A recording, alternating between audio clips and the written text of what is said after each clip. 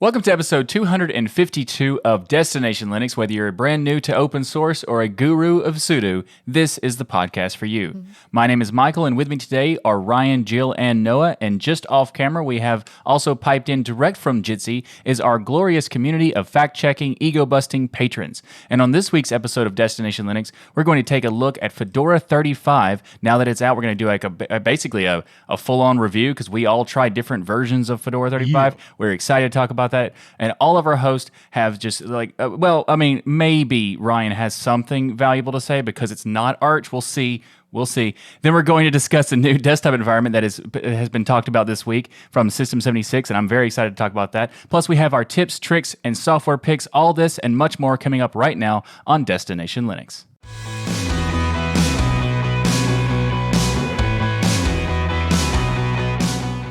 This week in our community feedback, Parker writes us to say, I've recently been thinking and had a bit of an epiphany.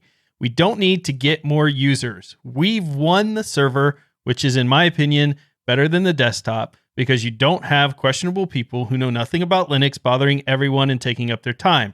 As it is, only technical people will use Linux, which means you'll get better help from technical people and less simple questions mucking up the search results for a solution. Having only technical people in the OS removes many questionable figures, including the government in general, so we can have a more respectful and polite community. It might seem bad sometimes, but it's much better than having millions more people bothering the forums. Either way, only having smart people makes for a more civilized community. Just my 2 cents, Parker. Now, I do want to note that I did modify this email a little bit towards the end there because it included some of the politics and stuff like that, so I took that out because we want to stay generic from that. But that's the general gist of the email. And I think on the onset, it sounds like an interesting idea, Parker, of like, what if we just had a community full of only technical people that were really smart? But I think that's kind of how Linux started out. Also, I think there's a lot of questionable, technically inclined individuals, as someone who works in tech as my career, that I wouldn't want to hang out with outside of work necessarily. Because they're not the nicest people, or they're individuals who are technical in one thing but know nothing in something else and things like that. So who would decide who's the intelligent people that get to use Linux or any of that other stuff? So for me, I think it's an interesting thought. And I do agree that we did win on the server side and we are growing on the desktop side. Obviously, there's a lot of things going on in the community with Linux Tech Tips and other things where people are seeing that there's some things in work we still need to do perhaps on the desktop to grow there. But to me, ultimately, all of that is a positive. And Linux is becoming easier and easier to where you can get anybody in. So I like the idea that the desktop is growing. And I don't think we should get dissuaded from the fact that there's still work to be done on the desktop to get it up to where maybe people want to see it, because when I look in just the few years I've been in Linux at how far the desktop's come, it's monumentally different from where I started. It is so freaking good now. We take it for granted. I take it for granted. I forget how far we've come so many times on the desktop space.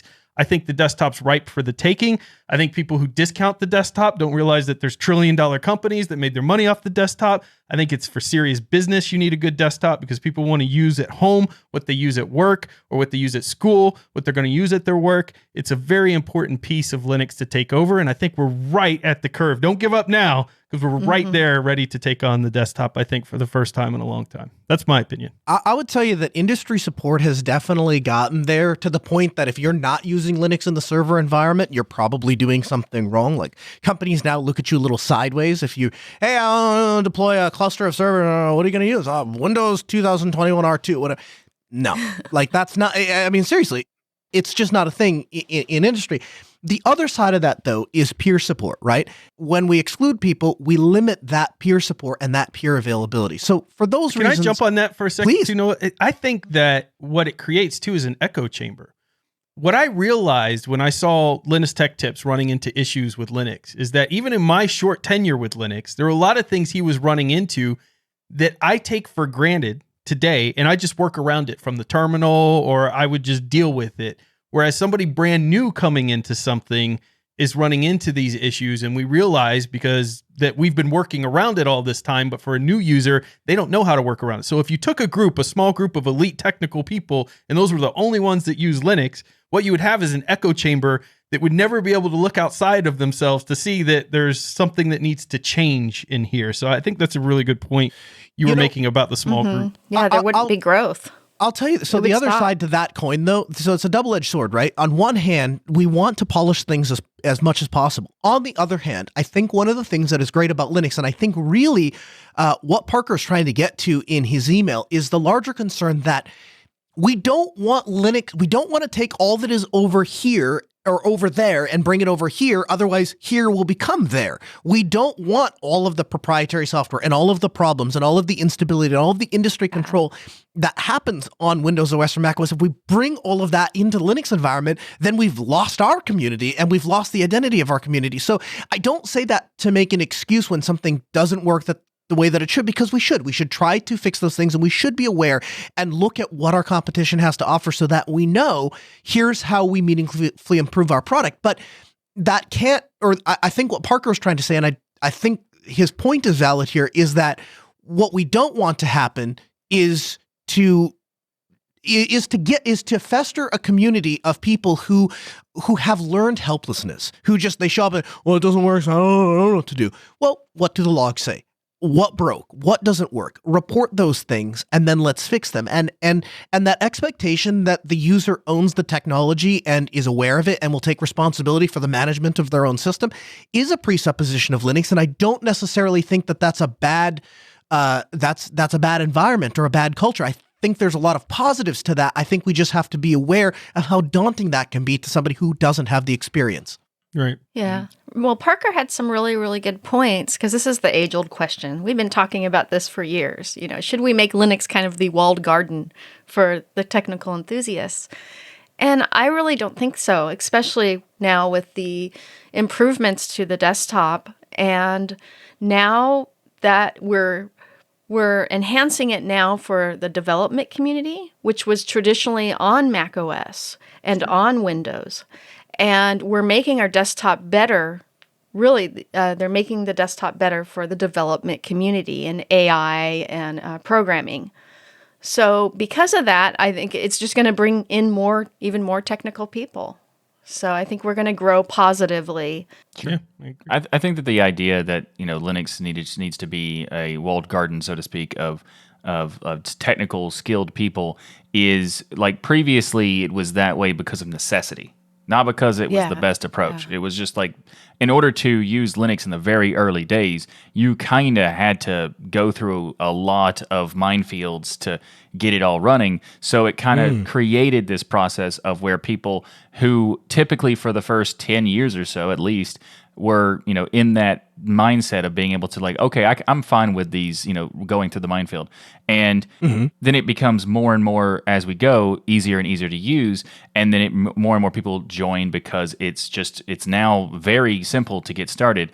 And in some cases, there are things that you still run into, like Ryan said, that could create an issue that, we don't think about as a problem. And I think it's very valuable to have those people find those problems because it allows you to fix it. And I think that at any point trying to limit the accessibility of Linux is like basically the antithesis of Linux as an idea and the antithesis of open source.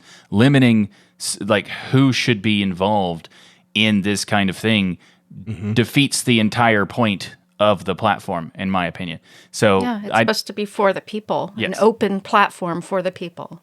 It's one of the key reasons I love Linux so much is the fact that it closes the digital divide. That artist kid out there who can't afford the $1,000 Adobe suite has open source options that he can utilize and an operating system he can utilize on a $50 computer that gets sent or he purchases at a store used or whatnot, and can start working on that and be able to accomplish that stuff, which you can't do if everything costs $1,000 for a license or $500 a month for a license. So if you start narrowing that and saying only technical people can do this, you lose one of the key advantages that Linux and open source offers to the world, the thing that we love, one of the things we love the most out of it. And, the Linux, people are come to Linux because they're curious. and they want to learn this different operating system and tinker with it. And often the people that are coming over and just using the GUI, they start learning the terminal. They become those more technical people and improve the desktop and the overall OS experience. They start contributing. They start finding ways to contribute into the project. I agree. And those same people will eventually use things like they come in for the GUI and they leave with Arch. And I only mention that, by the way. I only mention that because we received a comment that we're all too big of Arch fans on here, which I found kind of funny. I have never positively encouraged Arch, just pointing that out. So the only one who's positive Arch here is me. So I apologize to the individual that says I'm talking about Arch too much. So what I've done in place is I've got a hat. So now the advertisement is always there in everyone's face. Are you saying that as a promise for the rest of the show, you're not going to say the word? You're just going to point to it a lot? I'll just point to my hat at points where I feel like Arch is a good representation of the topic we're talking about. Perfect. Yes. See, we take feedback very seriously here. In fact, we want to hear from you. Our audience spans the entire world, and we're excited for you to participate. The more that you write into us, the more we have an opportunity to respond, and the more that we can connect. So what we want you to do is send your feedback to comments@destinationlinux.org. We read it, we go through it. If you can keep it brief and concise, straight to the point, we'll try to get that on the air, featured in a show. Ask a question, give us your feedback, something you like, something that you didn't like, or give us a suggestion for the show. If you can't wait, or if you think it's so important that you would like to share it with the entire community and not just the hosts of Destination Linux, and we invite you to go over to our forum, dlnforum.com. You can get started today with a free account and start interacting with the community immediately. This episode of Destination Linux, it's brought to you by DigitalOcean. DigitalOcean is proud to announce their app platform service, and you can get started by using our code by going to do.co/DLN. We're going to give you $100 free credit, and you can check out their new app platform service. What is their app platform service? It is a service that allows you to build modern cloud native apps for less money. Essentially, what this service allows is you write the code, you upload that code to your GitLab or GitHub repository, and then you point it to their app platform service. Now, what you're looking for in this case is just a server, and you want the server to run whatever it is, the code that you've written. So rather than write the code, compile the code, download the code, go find a server, rent a server, install an operating system, download the code, then compile the code, then run the code, and then you'd have a working server. Now, DigitalOcean will do all of that heavy lifting for you. You can do Node.js, you can do Python, Go, Ruby, PHP, static sites, Docker, whatever it is you're doing. If you're working with container images, the app platform service is ready to roll with you. And it's built on top of DigitalOcean's Kubernetes for a smoother migration path and take control of your infrastructure. So again, go over to do.co/DLN. That's do.co/DLN and take advantage of that $100 credit. And a huge thanks to DigitalOcean for sponsoring this week of Destination Linux. Well, as Ryan is pointing to his hat, let's talk about another hat, and that's Fedora. I actually wasn't. That's a good hat. So anyway, we had a call out to our community for Fedora 35 testing for a couple episodes, and we wanted to let everybody know that we were also participating in that, and now we're going to be providing a review of sorts for the Fedora 35 release, and not just the Workstation Edition with GNOME or the Plasma Edition, as everybody would expect me to just only do the Plasma, because that would be very easy, because that's what I use anyway. We're going to be covering a bunch of different stuff, and I'm excited to jump into that. So now that Fedora 35 is out, we'd love to get everyone's impressions on the new release.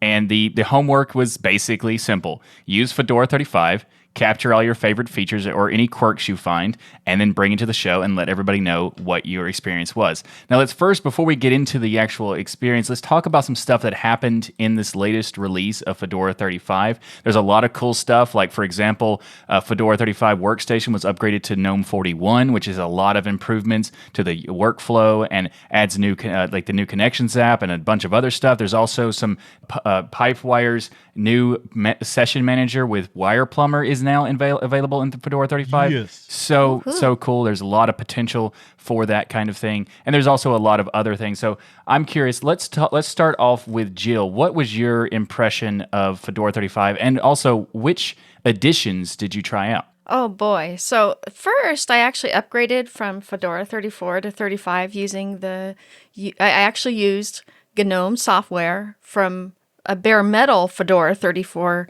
GNOME install from one of my computers. It's the one I've been mostly running Fedora 34 on. And it went really smooth.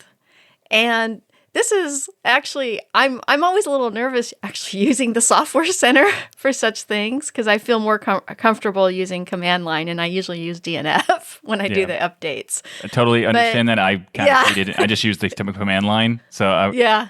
This is it proves that the GNOME software has really improved because there were very few glitches. Upgrading it, actually none. It went beautifully. Awesome. And I noticed, one of the things I noticed what in this version that was really cool is that the Fedora 35 GNOME tutorial shows you how to use the 3-fingered gestures for a touchpad as well.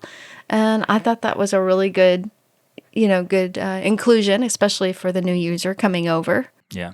The GNOME tour is interesting. I really like the GNOME tour, and like certain parts of it is very helpful. Like it tells you to hit the super key to open the overview.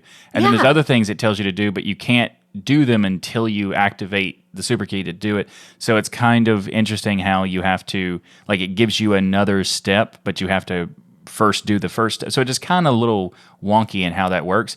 But as you were talking about the multi-touch stuff, I can't wait. This was such a really cool thing that I want everything to adopt because I started making it became a game. Like I was sort of doing like a DJ on my touchpad, going back and forth my workstations or workspaces cool. and stuff. I haven't played with it yet on either a touchscreen monitor or the pad yet, but I do want to do that for sure. I was also impressed with Fedora 35 is that with the new GNOME, the GNOME Software Center is so much cleaner, it's faster and prettier to look at. And the GNOME Foundation has really, really been focusing on making that a better experience. And it definitely is. Very cool. It's much improved. Absolutely. Yeah, so I also created a VM of the Fedora 35 XFCE spin as well. Nice choice. Nice choice. Yeah, because that's the one I use. I've used the GNOME spin, but I also use the XFCE spin a lot because I just love XFCE. And what I have to say about their implementation of it is how minimal the XFCE layout is, and that the application's menu defaults actually on the top left of the top panel instead of in the bottom panel. Like I thought that's a really good thing for Fedora to do, especially for people coming from GNOME. And one of my favorite things about this new version is the light blue theming of the icons in the bottom panel of XFCE. I think they beautifully match with the new blue abstract wallpaper for Fedora, which I actually really love. It's very different from Fedora 34's. And is a lot more abstract compared to kind of the dreamy landscape of Fedora 34. But I love it because I love abstract wallpapers. So in each of the versions of the GNOME and XFCE, it was so fluid with the desktop wallpaper, all the colors. Just very beautiful theming. So you had no issues installing Fedora 35. Was there any install problems, anything where Software Center wasn't working, or any sound problems, Wi-Fi cards, anything like that? No. That's awesome. Yeah, it was absolutely beautiful. I remember I had a little glitches with Fedora 34 install with mounting the hard drive for the install. Sometimes there's little issues where it doesn't. You have to click it twice for it to recognize it. But I didn't find that with this install. Very nice. So for me, as somebody who's been spending a lot more time in, I'll just point to my hat. Utilizing Fedora 35 this week was a lot of fun. I love Fedora and what they're doing here. They have, in my opinion, gone from, and I know we've mentioned this before, from a desktop perspective, years ago, something that I honestly wouldn't even consider because there were just too many little paper cuts, to me being a premier, this is the go-to distro for desktop users. And something I would recommend to many people. There are a couple of distros I have in that top list, but Fedora is in the top 3. Yes. for sure. Papa West would be another example of one that I just think does the desktop so well. I love the new Connections app. This is an example of something you could do before, but now it's packaged in this really nice application and has this great getting started intro, and it just makes it easier, in my opinion, for somebody who's coming from, say, Windows or Mac OS to come into Linux for the first time in Fedora and be able to get to the software and things that they need very, very easily. While it was there before, it seems like it's highlighted brighter and more colorful now to enable third-party software. To me, that's a big deal. I couldn't remember if it was in 34, but when I opened it in 35, the banner seemed like a different color at the top, and it was very in your face to enable that third-party software if you wanted to, which I thought was a really nice touch, because a new person would have no idea that they can't get everything there unless they go through these prompts and look for adding additional packages and things. So they just made it very, very clear there from the start, which I think is awesome. I did a fresh install on an HP ProBook to see what Fedora 35 was like, and so I could kind of get my feet wet so we could kind of talk about it this week. And what I found was significantly less little issues like repos that haven't been updated or software that wasn't available in those repos and they haven't published it for the next version of Fedora 35, or weird codec errors where certain media files won't play or anything like that. Run into that in the past, and I have not seen that with Fedora 35. So I think they've done a really good job from that standpoint. The other thing I'd like to give a shout out to people like Matthew Miller, who have done an exceptional job of being involved in the community. Before Fedora 35 came out, they've been in the community talking about what's coming up so people know what to expect. They can know what they're looking for as 35 launches. I downloaded Fedora Workstation. Right out of the box, I think if you were a new user and you were just looking for a distro that you could take off of a flash drive and plug in, Linus Tech Tips, are you listening? You plug this flash drive in and install, I'm serious, install it one time and not have any issues. I think Fedora gives you a really good chance of getting there. I think GNOME has, you talk about paper cuts, I think that GNOME has room for improvement. Let's put it that way. But I want to go in there for a second, because I've actually been using GNOME a lot recently, and I like so many things they're doing. And I want to say that I like so many things that they're doing that in a lot of ways I'm willing to put up with a lot of the paper cuts, because some of the workflow and changes that they're making just really work well with me. I'm not saying it's for everybody to work well with my workflow there, but this is actually one of the suggestions I have for Fedora here is, and this is my opinion only, is I would love to see the extension system built in more by default. Make it as apparent as you're making with the third-party software, because I think that people will be very confused, to your point, using Linux for the first time, coming into GNOME and not having things like minimize, maximize, not having status indicators for what applications are open, things that everybody that I know, not saying everybody I know can't stand about GNOME, right? That they wish those features would come back, but that the GNOME development team, for whatever reason, refuses to put them in, but you can add them back in through extensions. Those type of things extensions is what makes GNOME, for a lot of people that I know, again, usable. And I'm not saying everybody needs extensions, because I know there's data out there that says, a certain amount of percentage don't use extensions at all. I don't know how they do it. Hats off to them. But I think making extensions a big part of that Fedora install, if they're going to stick with GNOME as their flagship, should be the next step that they look at. No, but you're right, though. We've got to make a decision. Either GNOME is a bare shell and not designed to be used out of the box. It's designed to, you're supposed to add the extensions that you want to customize your desktop. We go that route. Or the extensions are just a way to supplement what GNOME should have, and eventually the GNOME designers will integrate the extensions that are highly sought after and make them part of GNOME proper. But we're kind of in this in-between land, and I don't think that serves the community well. Yeah. So that's where I think there's some room for improvement. I mean, to be clear for people who don't know, Fedora is heavy on the idea of upstream, which means that they're trying to make sure that whatever the upstream wants to publish, they're going to try to publish as well, and only make modifications at a minimal degree. So they're still going to make some modifications to improve it overall, but they're trying to, make it close or also contribute heavily to upstream. So that's one of the reasons why they don't have a lot of extension. They don't have a lot of things like built in. Sometimes that could be a good thing, but you know what? We should talk about this whole. We make fun about the Arch community being very loud and noisy. Well, let me introduce you to a part of Fedora community that's equally as loud. They're called the Silverbluers, and the people who love Fedora Silverblue will not stop talking about how awesome Fedora Silverblue is. So I took a spin of Fedora Silverblue because I haven't used it in a really long time, and I get it now. To the army of Fedora Silverblue users, it's really,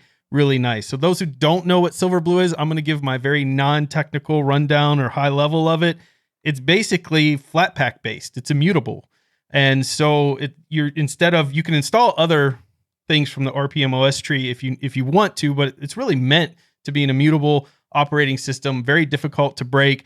Everything's kind of sandboxed in its own way, utilizing with the Flatpaks as your main software, and it just works really, really well. But then, Michael, they did this other thing called Fedora Kinoite. This is also a pronunciation show, if you all didn't know, where Michael teaches me how to think. Kinoite. Kinoite.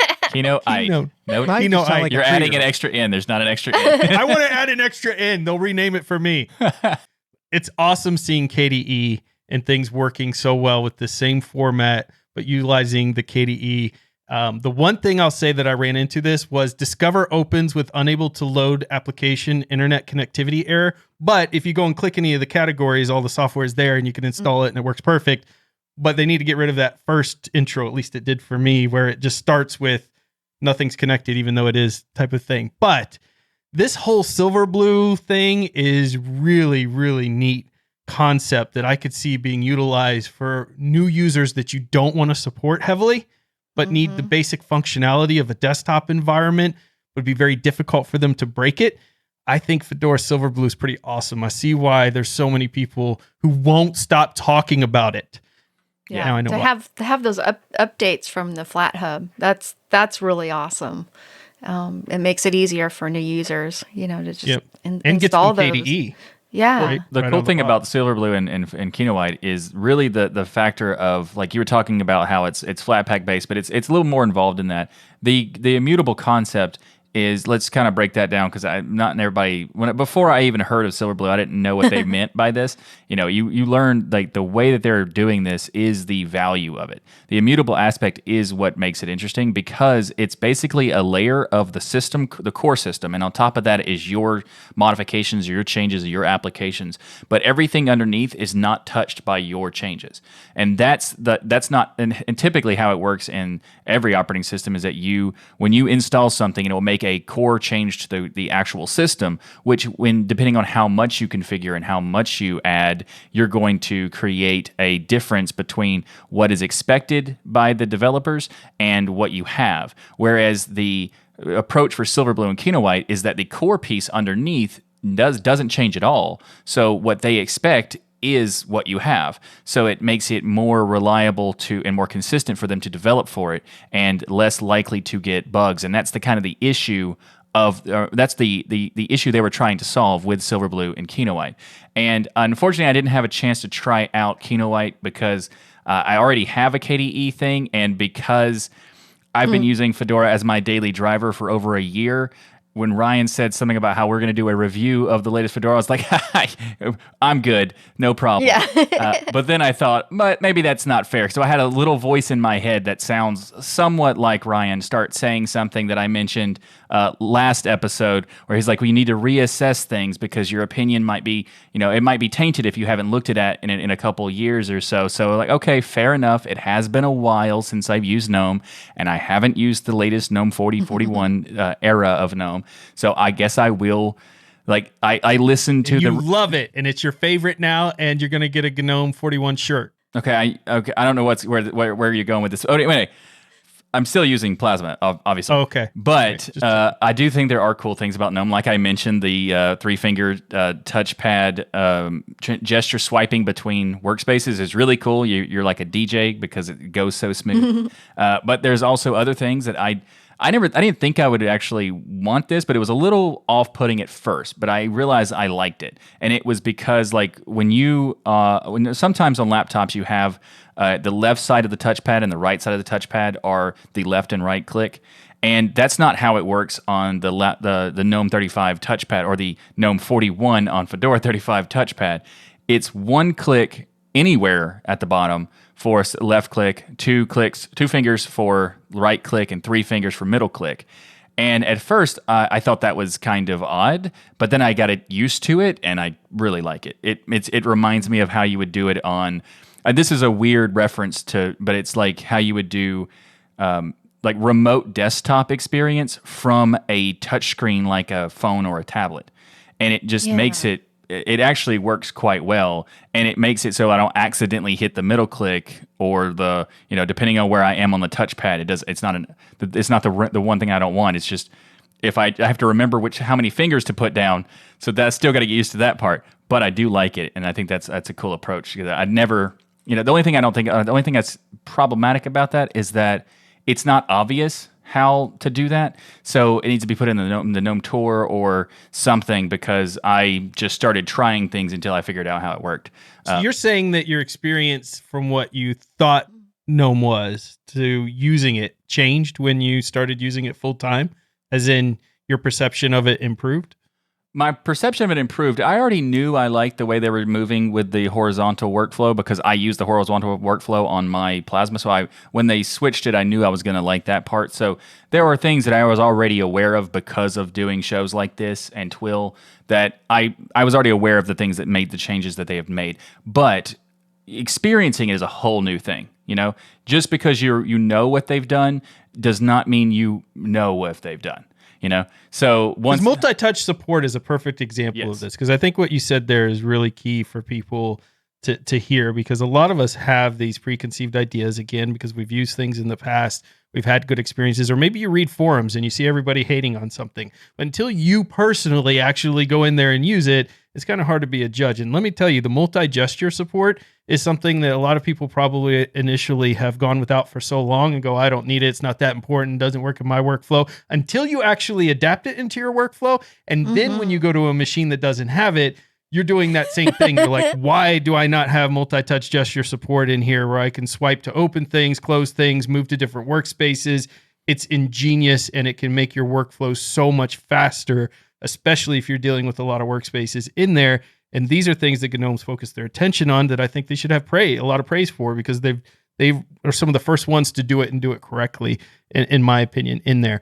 Yeah. I totally agree. Yeah. I think there's a lot of cool things that GNOME has done over the years and their modifications. And I think 40 to 41, there are some improvements to it. But I do want to say that it's not really it's not totally changed my workflow, but it has made me want to consider testing it out in my desktop workflow, my desktop experience, and get like an external touchpad that you attach, through USB or whatever. Yeah. I do kind of want to Jellycomb that you can do all the swipes from. Jellycomb is a good one to check out. It works well in GNOME. Yeah, Michael, does the swiping, have you noticed in GNOME with the horizontal workflow? Mm-hmm. Is it as cool as using WebOS with gestures? I mean, as a WebOS fanboy, I don't think there's ever a chance that anybody can compete with WebOS. But I do think it is improvement. And there's a funny thing about it is if you compare. Just go look at what WebOS looked like on a tablet and compare it to what GNOME looks like now. It's very close. It's very close. It is a different experience overall in the sense of I think WebOS was not really a great tablet interface, but an amazing phone interface. And this could be a good tablet interface, even though I know it's not made to be.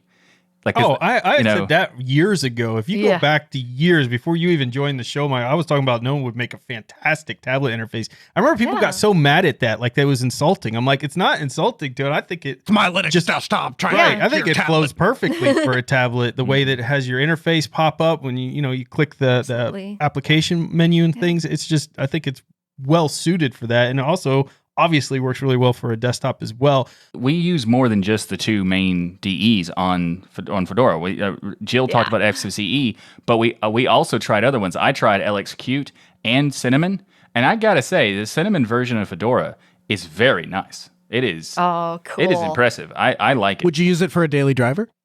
I'm quite tempted to put it on a spare drive and switch back and forth and test to see the experience. So I'm really curious about your dive into Cinnamon here, because there's a lot of drama going on in the Linux community with the desktop environment space, which we're going to avoid. But through that drama, I've seen some interesting comments. A lot of people talking about using Cinnamon in place of any of these others. They're stating that, right or wrong, again, I'm not saying I agree or disagree with them, KDE's too bloated or has too many settings, is too hard for a new user to use, or too many paper cuts. GNOME doesn't have the stuff people want with the indicators and things like that, and the extension system by default, but Cinnamon is the best of both worlds. After playing with Cinnamon a little bit, what do you think, Michael? Is Cinnamon the best of both worlds there for somebody looking for that in between? So it's a good option for sure, and it depends on the average, like whatever user's hardware, depending on what distro they're using, all that kind of thing. So it's not like it's the best of the both, but because it does have a level of customization that is more than many DEs, and it has a nice polish up front. So I do think it is a great option. However, there are, depending on like Fedora Cinnamon and Linux Mint Cinnamon are somewhat different. But I found that Fedora Cinnamon was really nice because I get the benefit of Fedora, but I also get the Cinnamon desktop, and it's an enlightening experience because I have never tried that before. And to be clear, before I used GNOME, before I used GNOME as a daily driver, GNOME 3, and before I used Plasma as a daily driver, I was using Cinnamon for a while. So I have a lot of experience in Cinnamon, and I do think it is a good DE. And it is a good out-of-the-box DE because you don't have to do a ton of customizations if you don't want to. But it's not necessarily the best of both worlds because it does feel like some ways that it's kind of sluggish depending on what you're doing. Mm-hmm. But overall, it's a good DE if if you want that kind of experience. That's interesting. You mentioned sluggish because that's the first word that came to my mind. First was beautiful because I love Cinnamon. The second was, and I haven't used it in a couple years probably now, but I remember back then going, the only reason I'm going to switch from this is because sometimes things felt like they were sluggish. I don't know what they were. They felt that way. The animations or something they were doing just made it feel like it had this delay all the time. And I've got this premium hardware. I'm like, I shouldn't be seeing menus like pop weird up or things like that. So that was your experience. Now, recently, too, is it felt more sluggish than GNOME. That's interesting. It still feels a little sluggish because of, like, for those who don't know, Cinnamon is a fork of GNOME, but it was a fork of GNOME a long time ago, like 10 years ago. So the issue is that all the cool stuff that is in the current versions of GNOME are not in the version of that Cinnamon has because they diverted a lot. So one of the things that I feel like it's sluggish is because, like, there's a thing that a lot of people are aware of because we talked about it a couple times, I guess. But GNOME used to have a single processor system for their shell, and it created a sluggish feel, and that's why people, when they felt like it kind of didn't make sense why it didn't have a lot of features, but it still felt kind of slow. And now that GNOME 40 and GNOME 41 don't have that problem because they've addressed it, and it's no longer a single process. But Cinnamon was a fork of GNOME when it was a single process. So Cinnamon inherits that single process thing, which is one of the reasons I think it feels sluggish. I could be wrong about that, but there are some times where I'm moving a window around and it feels like it's kind of taking too long. Now, it's just milliseconds, but milliseconds. You still pick up on it, yeah. Yeah, you still kind of feel it. It's like a perception of speed. What I've noticed with Cinnamon, because I've used it heavily with Linux Mint and with Ubuntu, is that I actually turn the compositor off, and that seems to improve things a lot. And I do that for playing games. So on Cinnamon, You know, so it's the actually kind of funny. I slows it completely down a agree. little bit. Turning off the compositor for some DEs is actually great. However, Yeah. with Plasma, keeping the Oh, compositor yeah. on is better, which is better, yeah, so it's weird. faster. It's like the complete opposite. And there's a feature inside of Plasma, like usually it's on by default. Like most distros, like check it on by default, and it says allow applications to disable the compositor when it goes into whatever. So like some games will turn off the compositor, and if you uncheck that box, it will actually be a better experience. It's kind of weird, but it's kind of funny how like some DEs. The compositor makes it better, and sometimes the compositor slows it down a little bit. Just depends on how it all works. But I think that's a great point. So what happens when you don't have that perfect medium? Maybe you've been using GNOME and you're releasing a distro out there and you're not able to get the features that you want in there. Well, you know what you could do? You could make your own desktop environment. And that's what we're going to talk about next. But before we get to that, this episode of Destination Linux is brought to you by Bitwarden. It's to get started right now with your free account at bitwarden.com/DLN. Bitwarden is an awesome piece of software. It is a password manager that allows you to get peace of mind knowing that your online accounts are secure. How does it do that? Well, it provides you with multiple tools. You get a password manager it's a vault that stores all your passwords. It's an auto generates those passwords for you, and even automatically fills in passwords for you on login forms. So you don't have to do any of this stuff. And in fact, the auto generation of the passwords is such a useful thing because you should have a different password for every account on every website that you go to.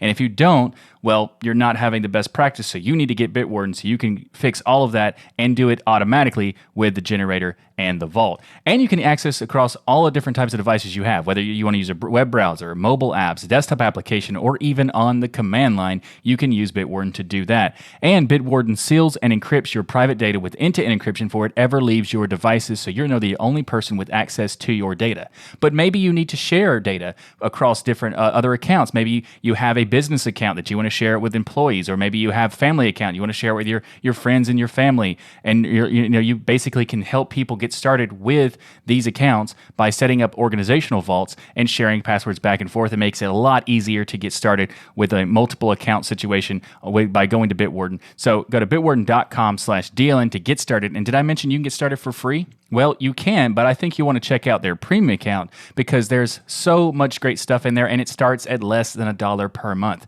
That's right. You get 1 gigabyte of encrypted file storage, 2-step login with YubiKey, U2F Duo, Vault Health Reports, Bitwarden Authenticator for temporary one-time passwords, priority customer service, and so much more. All of this for less than $1 per month. That's right. Such a ridiculously good price gets you started with a ridiculously good password manager. So check it out, bitwarden.com/DLN. And thanks again to Bitwarden for sponsoring Destination Linux.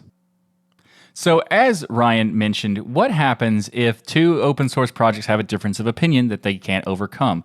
Well, System76 has been revealed that they are working on a new desktop environment. Basically, they're taking the Cosmic desktop modifications that they were doing with the GNOME shell and the GNOME extensions and creating their own desktop environment. And I'm very interested to see what happens with this. I am super excited Pop! OS is doing this. I do think Pop! OS is the premier GNOME experience. If you're not a GNOME fan and you want to see what Pop! OS is about, or what GNOME is about, go to Pop! OS. You will see GNOME at its absolute best, at its finest. And I think it's really, really darn good, from the tiling to the other extensions that they utilize that just make the desktop, for a developer's perspective, more usable. Unfortunately, there's things and riffs and things where one doesn't feel like the other's doing enough upstream, and the other feels like they're not being listened to, and it's a real shame. But the great thing about Linux is when you have a real shame like that, it can be resolved because System76 has the resources, capability, and talent to go build their own DE. And I'm pumped about that. I can't wait to see what they can deliver here. Absolutely. Because I've seen what they've delivered in GNOME. I've seen that they took GNOME, which has a great foundation, a beautiful foundation, and made it even better, in my opinion. I think what they could do here is take a full desktop and let them go nuts on some of the implementations. Now, I think they're going to use some of the back ends and things. Who knows what they'll end up doing? Maybe some things from GTK. There's like a GTK RS, for instance, for that they could implement here between their codes. So they could probably pull out some existing things from different projects to make their own desktop environment. But the constant back and forth of, is there a good in between the KDE and the GNOME world and all of this? This might be it. It might be Cosmic. Cosmic might be the thing that really becomes the new flagship desktop experience. And even if it doesn't, it's just another choice, which I'm fine with. I love playing with different DEs. Exactly. Experimentation and choice. That's what Linux is all about. And I agree with you, Ryan. At some point, I knew that the changes they wanted to make with the GNOME desktop were actually not going to be enough. And, I kind of was feeling that they kind of wanted to start working on their own DE. So, and I think that using Rust is really a good choice, again, because of the Linux kernel starting to use some Rust elements in the future. So this makes sense, and it could make the desktop environment so fast. Yeah, I think those are great points, and I also wanted to cover, there's a question that has been asked because of this announcement or this reveal that they're working on this. There's been a lot of people who have asked the question, do we need another DE? And that's a very valid question, but I would also like to remind people that when System76 announced that they were going to make Pop! OS, one term was changed, and it was people saying, do we need another distro? And System76 proved that it was not just another distro. We did. Exactly. So they proved that they had something to offer, and it was a unique approach. They did the hardware enablement approach. They made some changes to GNOME, and they made an improved GNOME, and they made the tiling aspect built into GNOME. All these different things, they proved that they had a reason to make a distro. And so I think that we need to give them some time to say, you want to make another DE. You've already proven yourself with the distro that you made. Let's see what you have for the DE. And I think that is the much more fair approach, because they've already proven themselves. They've already proven they're a good steward of the community and all of that. So let's just see what's going to happen. And I'm super excited to see what they're going to do. So if you look at what System76 has built their brand on, it's by serving the existing Linux community and being welcoming to newcomers. So Canonical decides to make this decision to switch to GNOME over Unity. So they say, okay, well, if we're going to make a change, we're going to make sure that it benefits the people who buy the computers from us and that need to use Linux on a day-to-day basis. We're going to create stability for them. And I was one of the first people to say, I think they're nuts. I think this is crazy. This is never going to work. And man, I've done 180 degree and then some since then. Pop! OS, I would say today, delivers a better experience out of the box than vanilla GNOME does. And the great thing about System76 is they're constantly contributing back upstream. So I would second what you said, Michael, about them being a good steward to the community. So they absolutely do have a track record of serving the community in this way. And I think this is evidence that they're continuing to do so. This is another thing they mentioned, that this aims to be distro agnostic. So how exciting is that? Awesome. This would be a very different story if they're like, listen, we're going to write our own thing. It only works on our type of laptops. You have to buy one of our laptops to get this desktop environment experience, and we're going to give it to nobody else. But they're starting off right away utilizing the open source methodology, right? It's going to be distro agnostic. Everybody can utilize it and try it out and benefit from it. It's going to take some time. We're not going to have this tomorrow.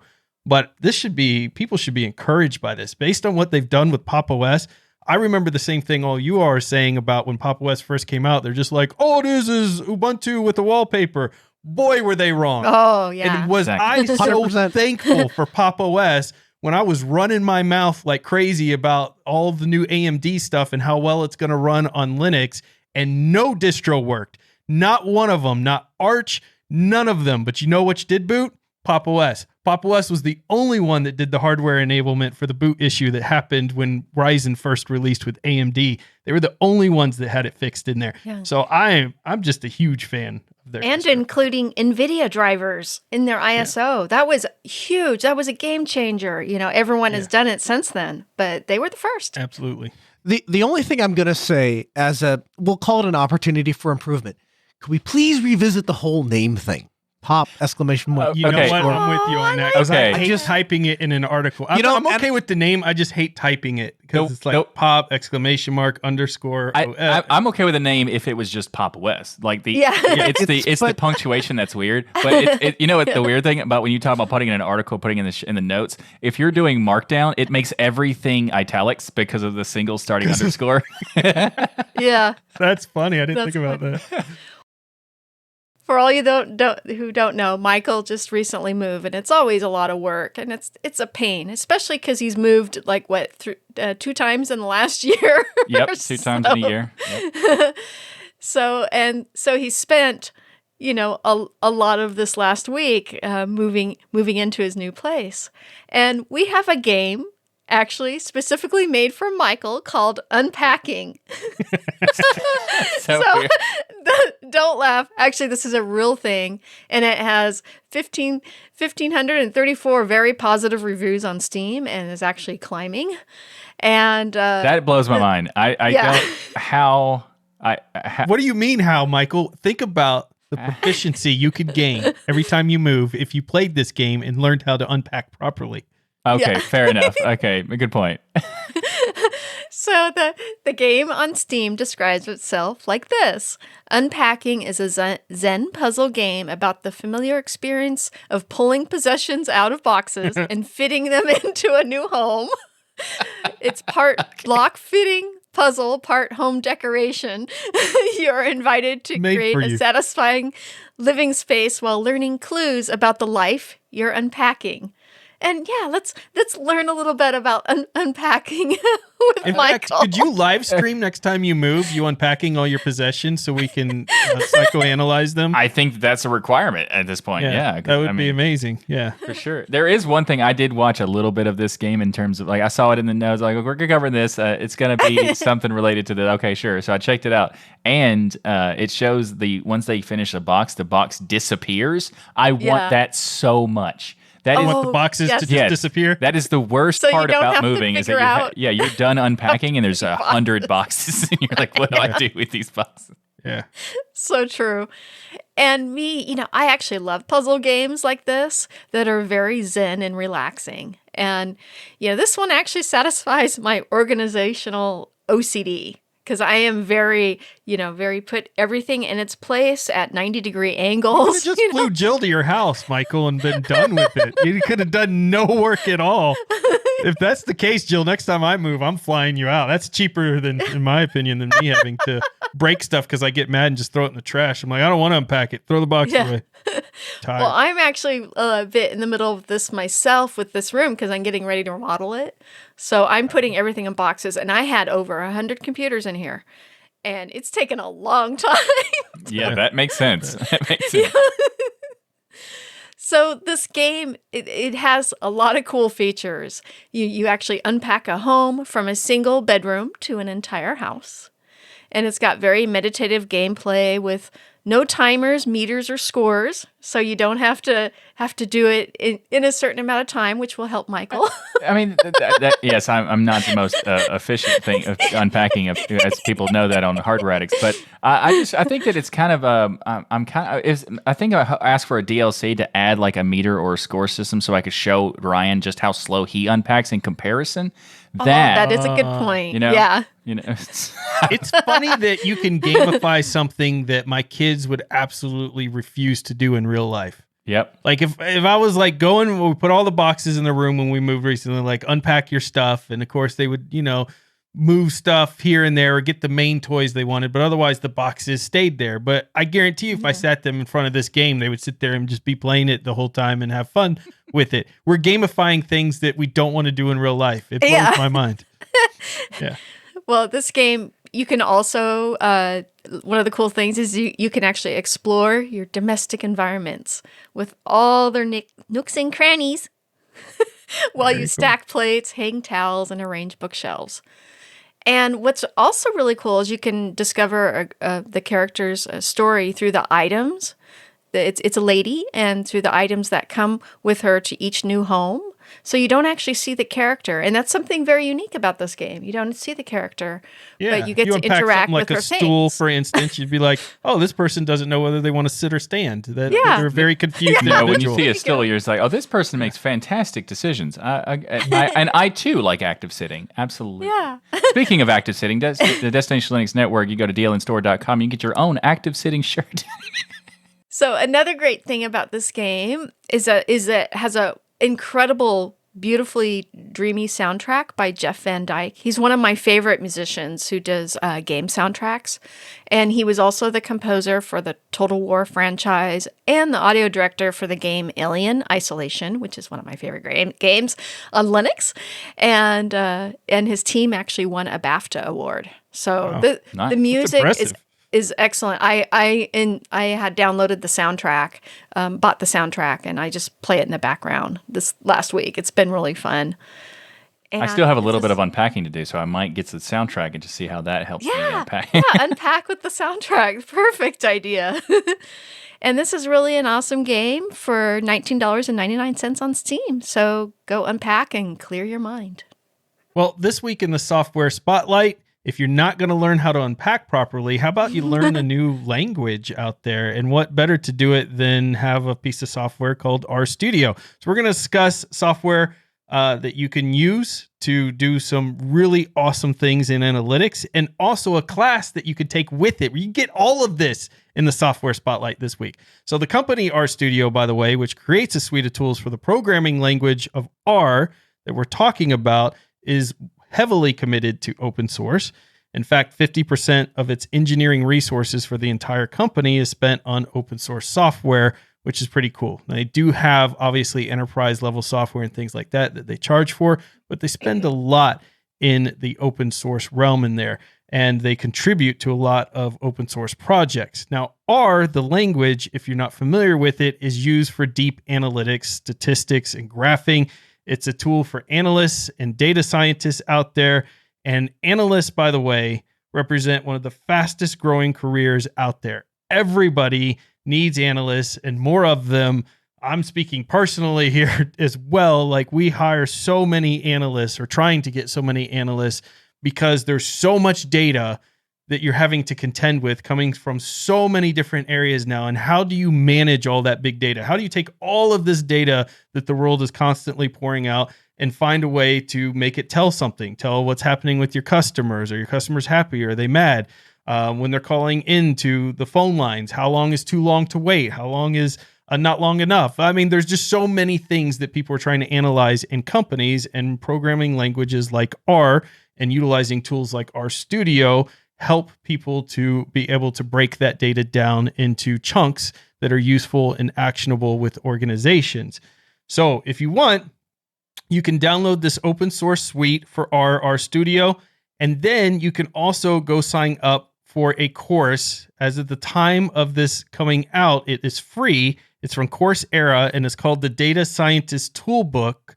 And that course is completely through Coursera. It's done through Johns Hopkins University, and you can audit it for free, I should say. If you want the certificate, you have to pay for that, but you can audit that entire course for free. Download RStudio, start learning data analytics, and it may help you in your career for sure, or for your job searching, because data analytics is just really big right now.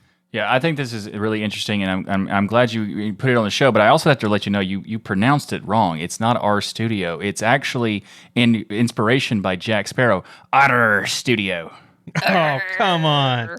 They're You know pirates. you had me, because anytime you say you mispronounced, I assume you're really going to give me a legit mispronunciation, because I mispronounce a lot of stuff. Yeah. I think. Oh, come on, Jill. Because I am half blind, literally, so I have patches. Did you all prepare this little skit here? This just worked out beautifully. Okay. No. Well, you want to join into more Linux events out there? Well, I'm going to go through 3 Linux events that you need to mark down on your calendar.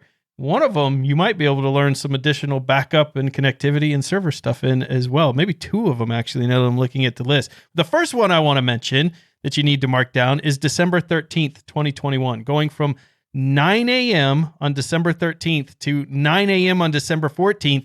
If you did the math there, go ahead, Noah, do the math. Carry the 1 minus the 2. That's 24 hours because it's a 24-hour stream that Matt from DLN Extend is going to run, and he's doing that for charity out there.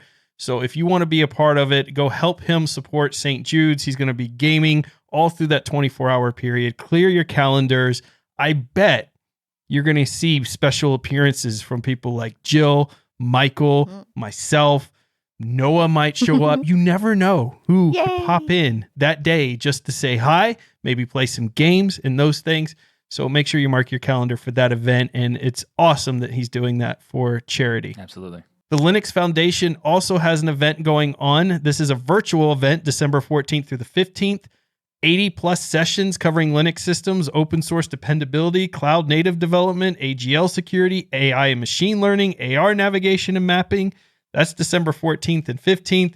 That's a pretty awesome virtual event for you to check out and attend. And you could do that right after the game stream because it starts on the 14th. The game stream starts on the 13th. You got 2 days of amazing events right there to kick off. And then, of course, this week, you got the Red Hat Summit Connect in Atlanta, Georgia. So if you're in the Georgia area, this is a live event. You can go to redhat.com/Summit Connect Atlanta, and you're going to see that they have all kinds of different events planned there throughout this summit to get labs hands-on and discuss, of course, and meet with other people in the industry. Whoa, hold on a second. Are you saying see people in person? Like real live IRL. people. That's a thing again?